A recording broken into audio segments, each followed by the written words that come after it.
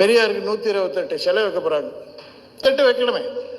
அதனால் communist office எதிரும் பெரியார் அவங்க மட்டும் பாவம் பின்தங்கி இருப்பாங்க, அவங்களையும் முன்னேற்றி விடுவோம்.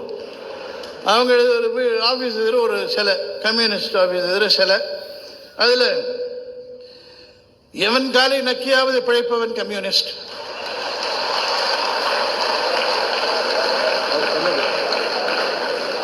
அயோக்கியர்கள், பித்தலாட்டக்காரர்கள், என்ன கலகக்காரர்களை கொண்டதுதான் கம்யூனிஸ்ட் கட்சி. இதெல்லாம் அவருடைய பொன்மொழிகள். இதெல்லாம் அங்கே எழுதி வைக்கலாமே. மக்கள் வணக்கம். ஈவே ராமசாமி அவர்கள் சொன்னது போல கம்யூனிஸ்ட் இயக்கங்கள் என்பது இப்பொழுது திமுகவின் காலை நக்கி தான் பிழைப்பு நடத்தி கொண்டிருக்கிறது. 2019 எப்பொழுது அவர்கள் 25 கோடி திமுகவின் வாங்கினார்களோ அப்பொழுது அவர்கள் திமுகவின் காலை நக்கி பிழைப்பை நடத்த கொண்டு ஆரம்பித்து விட்டார்கள். தற்பொழுது சென்னையில் துப்புரவு பணியாளர்கள் 10 நாட்களாக போராடி கொண்டிருக்கிறார்கள்.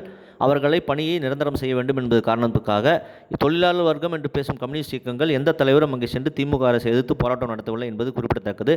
4 வருடமாக திமுக அரசு ஒரு மோசமான ஆட்சியை நடத்தி கொண்டிருக்கிறது. அதை எதிர்த்து கம்யூனிஸ்ட் இயக்கம் ஒரு மிகப்பெரிய போராட்டம் எதையும் நடத்தியதே இல்லை என்பதுதான் உண்மை. ஆகவே 543 உறுப்பினர்கள் இருக்கும் பாராளுமன்றத்தில் 6 கம்யூனிஸ்ட் உறுப்பினர்கள் தான் இருக்கிறார் என்றால் அவருடைய மோசமான செயல்பாடு நாடு அறிந்தது.